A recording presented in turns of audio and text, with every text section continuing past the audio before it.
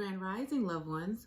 Welcome back to another episode of Healing Wisdom with me, your favorite spiritual advisor, Empress Oracle. Ooh, this incense is all it seems real sexy today, don't we? But anywho, we are still in our Survivor series, okay, of my sexual assaults, and today is my fourth sexual assault recollection story. So yeah, where were we? Okay, so this one, as I said, all of these happened like in my early 20s, late teens, early 20s, whatever the fuck, teens to early mid 20s. So I don't really remember the ages and stuff because, as I said before, these are memories that, were not good. So I don't remember, the minute details like, oh, I was 23 days old. I don't remember all that shit. I was in my early 20s. And back then, I, now I remember back then, I was doing good for myself, had a nice little job, had a nice little phone company. I was with Verizon, although, they're very expensive, but at that time, I was doing well for myself, okay? So I had a Verizon cell phone, okay? And I used to always go to this one Verizon shop to, for stuff.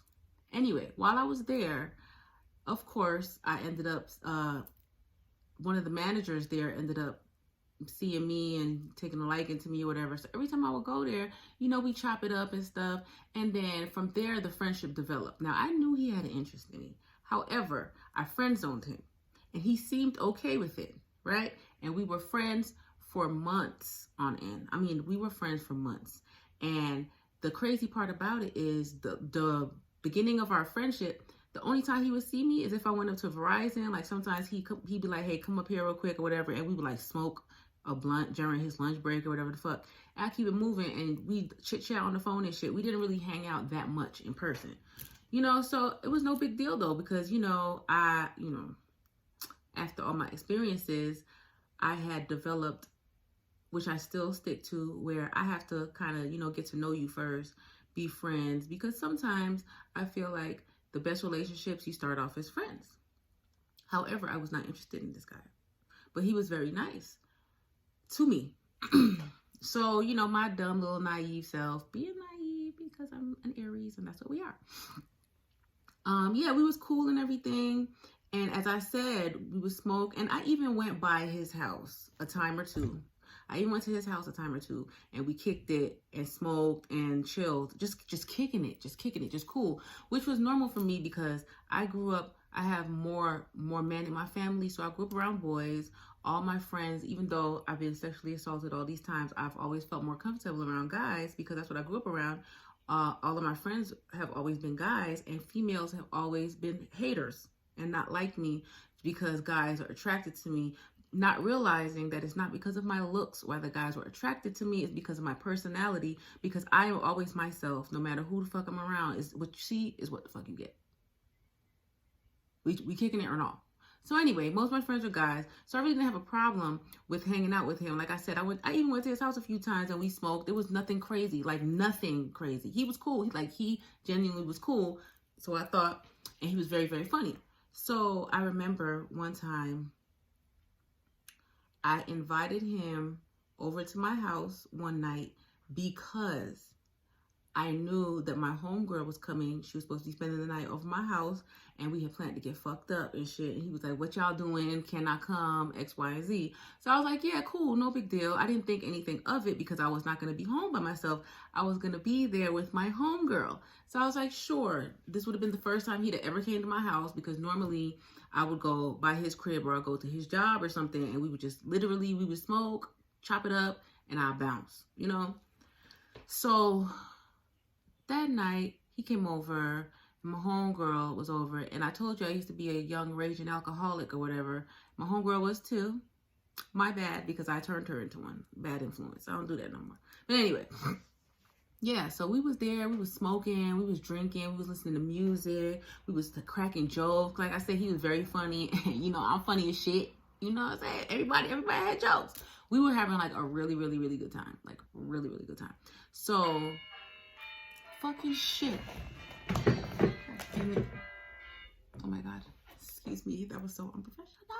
It's this alarm, y'all, that keep going off. That's how you know I'm doing this late in the day. Pardon me. Okay, but anywho, back at the ranch. So yeah, we was really getting we was getting lit. So somehow, for some reason, my homegirl got super fucked up, and she was like, "I'm tired. I'm going to sleep." Which normally she really can hang. Like normally she can hang. We used to really get to we used to get the fuck to it. Okay, but this night she was like, "I'm tired. I'm gonna go to sleep. You know what I'm saying? I gotta go lay down real quick." Like she was like, "Wake me up in like an hour or two. I'm just gonna take a quick nap." Cause I was like, "Dang, sis." So she went to sleep, and me and him is there, and we chilling. And then this is when he tried to make the move. You know what I'm saying? To get the look at him feeling real sexy or whatever. You know, it was nighttime, and then we had like the TV on because it was like a big ass TV, like a big screen TV or whatever you want to call it. And it was on, so like it provided a lot of lighting and stuff. So I guess he was feeling real sexy by himself. So I don't recall what I was doing, but I know I had got up and I was walking, and he came up like behind me and tried to press up on me behind me. And I was like, "Nah, chill." And I tried to, move like, what I'm saying? He tried to back up.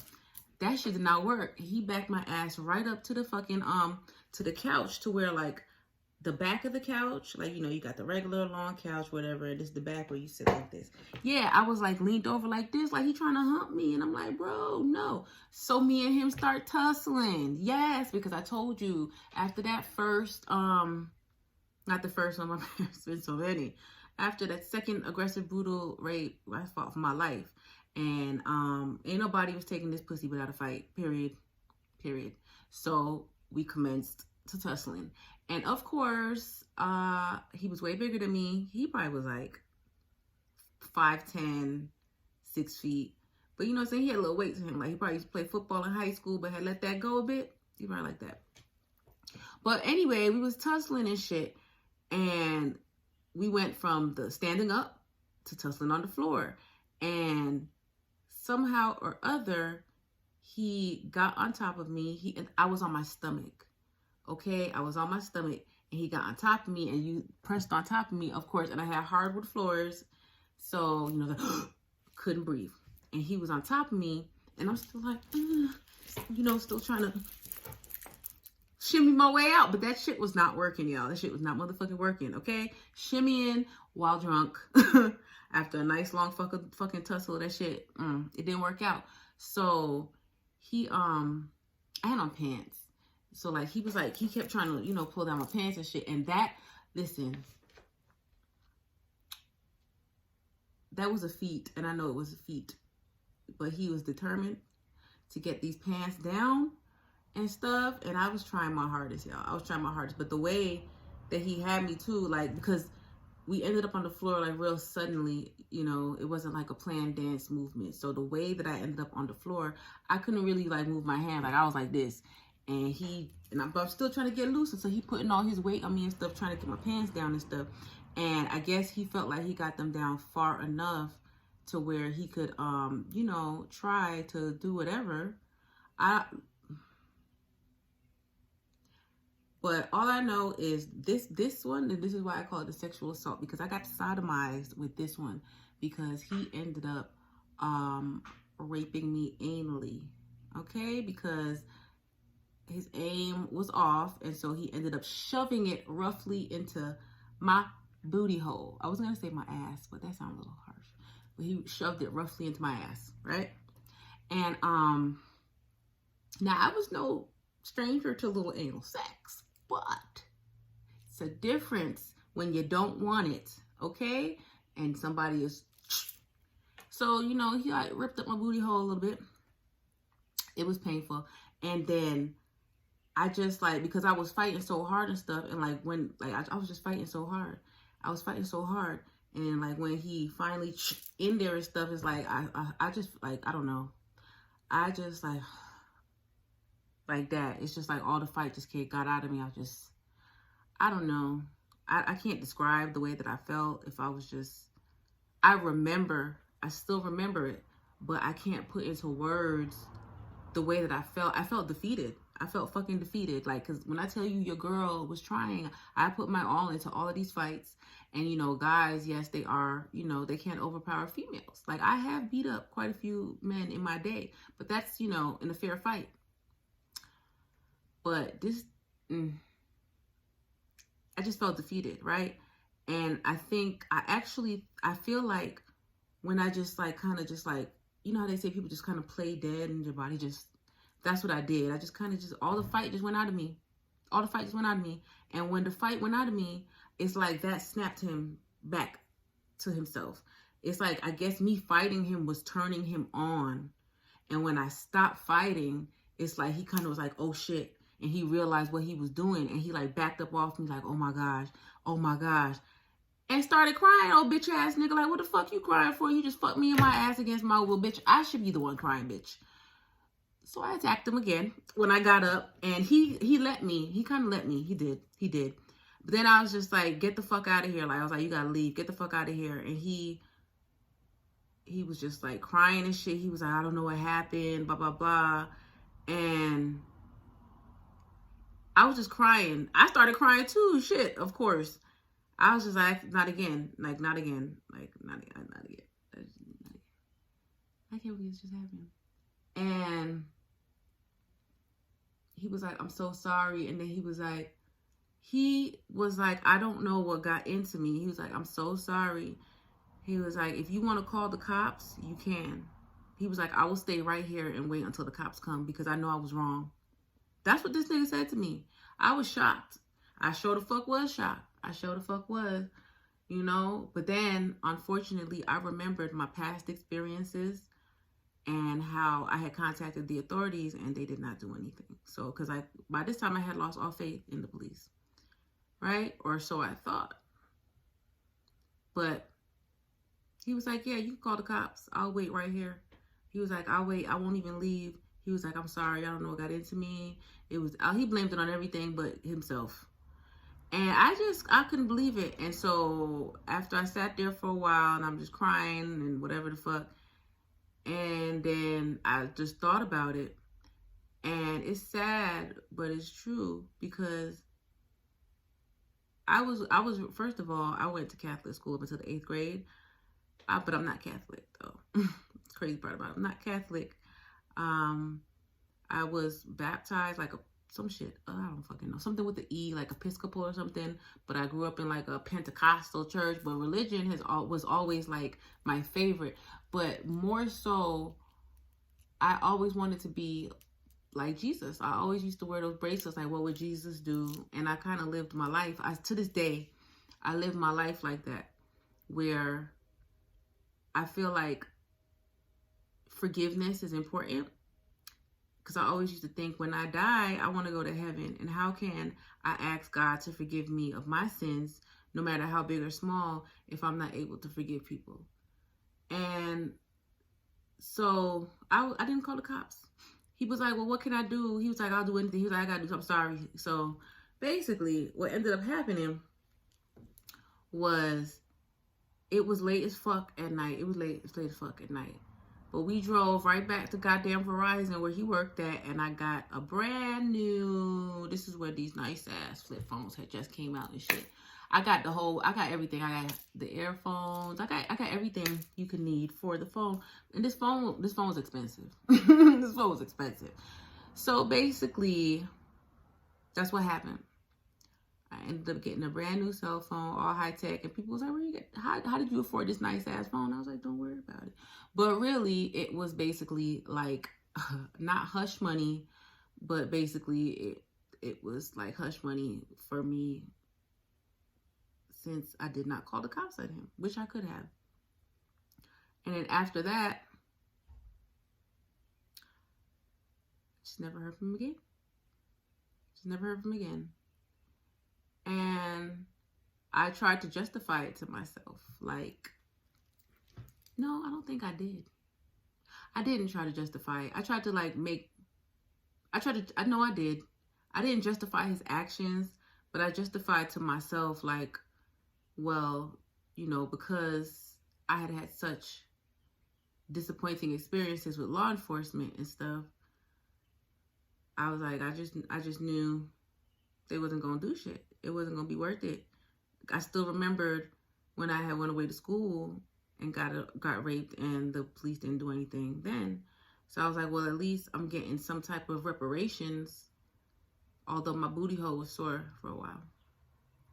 But that was that incident, my forced sexual assault, where I was sodomized and fucked aggressively in the ass against my will. Yeah, and I think after that, I can't even really remember what I did after that, because as I said, in between these times, there was some promiscuity, but also too, it's like I would go from like one extreme to the other. It's like either, when I say I was promiscuous, I was not a hoe. I would have like a new boyfriend every 3 months. That's why I say I was promiscuous, because goddamn, a new boyfriend every 3 fucking months. You know what I'm saying? But I didn't want to be no hoe. So I was like, okay, let's just, but by 3 months, I used to be like, okay, I'm over this. I would get restless. I would just get restless and bored, and, you know, so every 3 months I'd have me a new boyfriend. So I feel like that's promiscuous, you know? But, I would flip between that or long bouts of celibacy. I literally have gone years. I've gone 10 months. I've gone 2 years. I've gone 3 years. I've gone like 9 months. I've gone a year and a half. Like literally, I take long breaks. But during this time, after that happened, I think I just went deeper into alcoholism, brushed that shit off, brushed it under the rug, you know, for a little bit. And I think I did take a little break after him, for just from guys, period, because I was re-traumatized all over again. So I had to take another break, because then, you know, I just was like, I really had never, I didn't expect that from him. I just didn't, like, I thought we were cool. And I had been comfortable enough to invite him to my home, because I had been in his home with just him, chilling numerous times with nothing. So I don't know if it was the alcohol or what, but I was like, yeah, nah. So that's what happened with that story. And I'm going to say I didn't really take any steps to heal with that one. I just suppressed it with the alcohol and stuff, which you should not do, guys. Don't do that. Don't do that. Unhealthy. But in the long run, I ended up being okay, because here I am today. But that was that story. Do me a favor and go on over to my website. Check me out, okay? www.empressoracle333. And over there, you will find all types of lovely healing, balancing, cleansing, crystal jewelry to aid you on your spiritual journey, along with incense, bath scrubs, and body oils to aid you with prosperity and love. So with that being said, I will see you guys tomorrow for the next episode in the Survivor series. You guys enjoy the rest of your day. Be blessed, and just know that I love you very, very much. And I hope that these stories can help somebody out there to know, don't be ashamed of your past, the things that happened to you. We're not perfect. And sometimes shit happens. Sometimes it's lessons we have to learn. And I know after that lesson, I definitely was praying like, why me, Lord? Because it happened to me so many times. I was like, this is just not fucking natural. But God told me that I had to go through all the things that I had to go through in life, because one day I would be able to help others who are not as strong as me, or who don't know how to cope. I'd be able to share my stories and help them. So that's what I'm doing now by this. And I hope that my story has reached somebody and blessed somebody, everybody, all over the world. Okay, guys? Don't worry about me. I'm good. And I got y'all. Y'all gonna be good too, okay? I love you very much. Enjoy the rest of your day.